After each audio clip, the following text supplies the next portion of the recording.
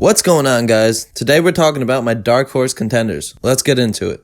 I'm going to be focusing on the teams in the thumbnail like the Celtics, Thunder, Mavs, and Heat, but I will touch on some of the other teams that can cause some problems or an upset in the playoffs. Starting in the East, we have the Raptors at the 2 seed right now, so I didn't really think they should be considered a dark horse team. They won 46 games, only lost 18. They're second in defensive rating at 104.9, which if you didn't know, the lower the number, the better. The Bucks are sitting at number 1 in the whole league at 101.6. And their offensive rating is a respectable 111.3, which is 12th in the league. And for reference, the top team is the Mavericks at 115.8. With Siakam being the superstar he is, and the role players around him, along with other stars like Kyle Lowry, the Raptors shouldn't be considered a dark horse team. They're a legitimate contender. Moving on from the Raptors, at the 5th seed is the Pacers. I didn't want to include them because Oladipo probably isn't going to play, and I'm pretty sure Sabonis is out with an injury now, so it's not looking too good for them. At the 6th seed, we have the Sixers. They clearly have the talent to be a contender. It's just that the pieces aren't really meshing well. They're sitting at 6 in defensive rating at 107.6, but their offense is just not good. They're 18th in the league at 109.7. I do think they have one of the best chances to stop Giannis with Ben Simmons and Joel Embiid, Al Horford, even Tobias Harris is a big body to throw at him. But their inconsistency on offense just hinders them so much. They won't be able to keep up. The 7th and 8th seed are the Nets and the Magic, and the Nets are missing pretty much their whole team. I don't really see the Magic causing any problems against the Bucks, so I'm just going to leave it at that. On to the Western Conference. I'm not really going to focus on the Nuggets, but I do think that their potential lineup with Bol, Michael Porter Jr., Jokic, Jamal Murray, and Paul Millsap is deadly. The Jazz are sitting at the 4 seed right now, right behind the Nuggets, and although they did cause some problems in the past, I'm not really sure if it's going to happen again. They seem to be inconsistent at times. Although they have a Defensive Player of the Year candidate in Rudy Gobert, they're sitting just outside the top 10 in defense at number 11 with a 108.8 defensive rating, but their offense is a little better, surprisingly. They're sitting at number 8 with a 112.1 rating, even though the trade for Mike Conley didn't really work out how they wanted it to. At the 6th seed is the Rockets. I'm not going to focus on them because I do think with Russ and Harden, they should be higher than the 6th seed. In the beginning of the season, Russ wasn't really playing how he was towards the end of the season after they traded Capella, but I think they were seen as a title contender when the season started, so they shouldn't be considered a dark horse team now. We got the Grizzlies at the 8th seed. We can't be sure that they're going to hold on to that. Could go to the Blazers or the Pelicans. Don't really see the Kings doing anything. All three of them, yeah, maybe they could take a game off the Lakers, but I don't really see much else. Okay, now moving on to the teams I'm going to be focusing on for this video. I'll be starting with the Miami Heat. The Heat had a great season this year. They went 41-24. They were first in their division. They were one of the few teams that it seemed like throughout the year, they were one of the most consistent teams whenever they played another good team. They beat the Bucks multiple times. They had good games against the Celtics. Whenever they played other good Western Conference teams, it was always a great game. Their starting lineup consists of Kendrick Nunn running point guard, Duncan Robinson at the 2, Jimmy Butler as the small forward, Derrick Jones Jr. as the power forward, and Bam as the center. Off the bench, they have Dragic as the backup point guard, Tyler Hero as the backup shooting guard, Iggy to back up Jimmy Butler, Jay Crowder to back up Derrick Jones Jr., and Kelly Olynyk to back up Bam. So obviously, being in the Eastern Conference, their hardest opponent is going to be the Milwaukee Bucks. However, I do think they match up well. In offensive rating, they sit right behind them at 112.2 when the Bucks are at 112.3. Defensively, they're a little worse, sitting at 14, which is about the middle of the pack, while the Bucks are one of the best defensive teams in NBA history. But I think Butler's leadership and the team around him, with Duncan Robinson shooting, Tyler Hero shooting, Kendrick Nunn's ability to hit the 3 and play make, Iggy being a great perimeter defender that we didn't really see for most of the season, so that doesn't really factor into their defensive rating. Derrick Jones Jr. is an athletic guy that could do a bunch of things on the floor, and Bam is a unique center that we haven't really seen a guy like this in a while. The last guy that was good defensively and could play make was probably Defensive Player of the Year Joakim Noah.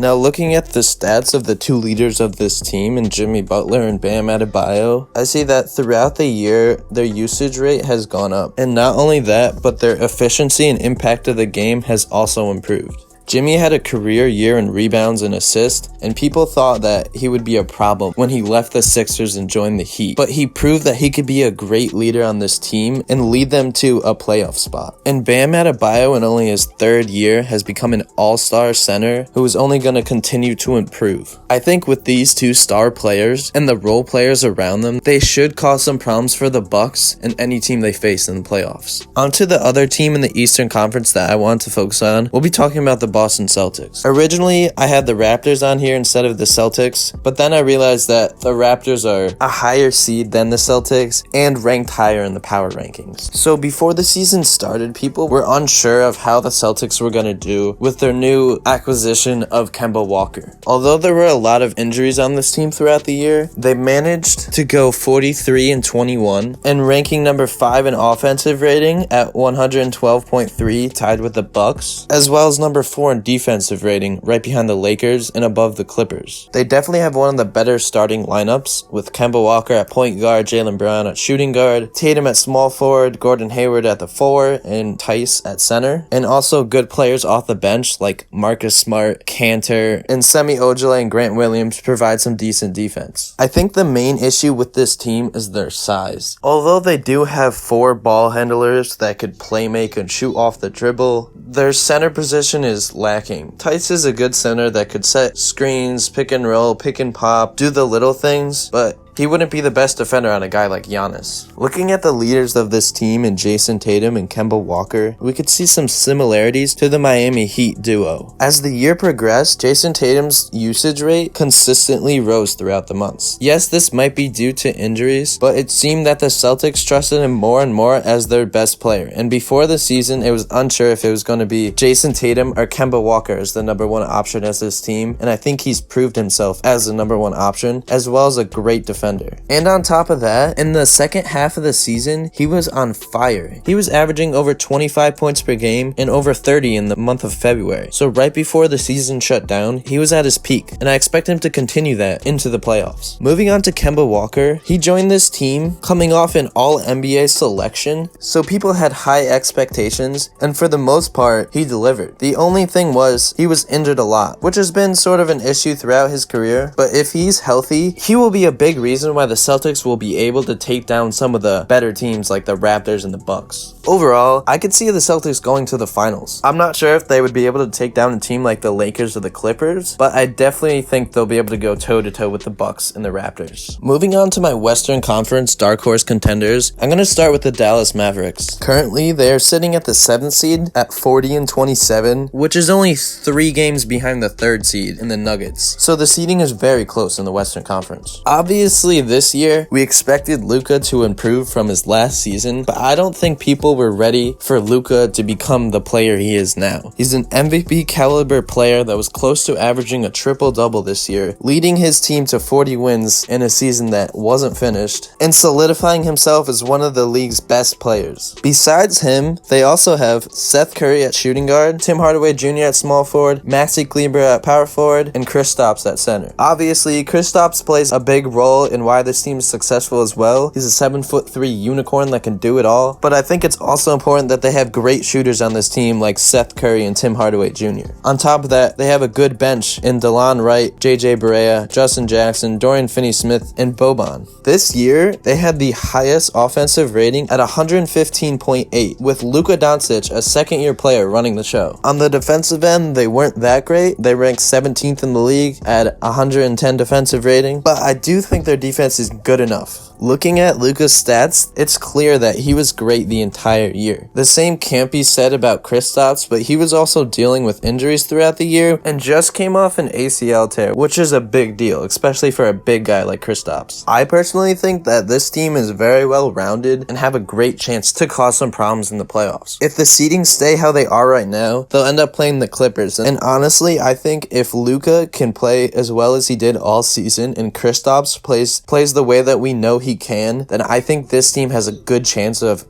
causing an upset. However, I'm not sure if they'll be able to take down the Lakers. Moving on to the other Western Conference team I wanted to focus on, we have the Oklahoma City Thunder. Before the season started, people were unsure of the impact that Chris Paul and Danilo Gallinari and Shai Gilgeous-Alexander were gonna have. However, they proved everyone wrong because the power rankings had them at 17th in the whole league, and they ended up winning 40 games, which currently puts them at the 5th seed. Throughout the year, CP3 and Shai stepped up constantly to make big shots for their team. CP3's usage rate has gone up throughout the year, as well as his true shooting, meaning that he's been making more plays and shooting the ball more efficiently. Although Shai's usage rate has gone down a little bit, his efficiency has gone up, and I think this is important as he'll be a great second option for this Thunder team. Besides those two, they also have a rookie in Dort at small forward, Gallinari at power forward, and Steven Adams at center. They have 6th Man of the Year candidate Dennis Schroeder as the backup point guard. Andre Roberson's just coming off an injury. They got Diallo, they got Nerlens Noel, so they're a decently well-rounded team with guys that could definitely step up and make big plays in the playoffs. With CP3 running the show, I expect them to possibly cause an upset or at least bring whatever series they're playing to 7 games. In the 2018 playoffs, we saw what Chris Paul was able to do with that Rockets team. Although yes, he got injured in Game 7 and that was partially the reason why they weren't able to beat the Warriors, I think it's important to note that he definitely plays better when he's in the playoffs. Yes, in the past it wasn't always like that. On the Clippers, he struggled to make the conference finals and the finals, but that wasn't always his fault. There was always injuries around him. Overall, with a well-rounded team like this and a point guard running the show in Chris Paul, as well as Shai as the Robin, I think this team is definitely going to cause some problems. Obviously, I could have focused on some other teams in this video, but these were just some of the teams that I want to focus on as dark horse contenders. If you made it this far into the video, comment down below who your dark horse contenders are, and I just want to thank you so much for watching. Don't forget to subscribe and like if you enjoyed the video, and I'll see you in the next one.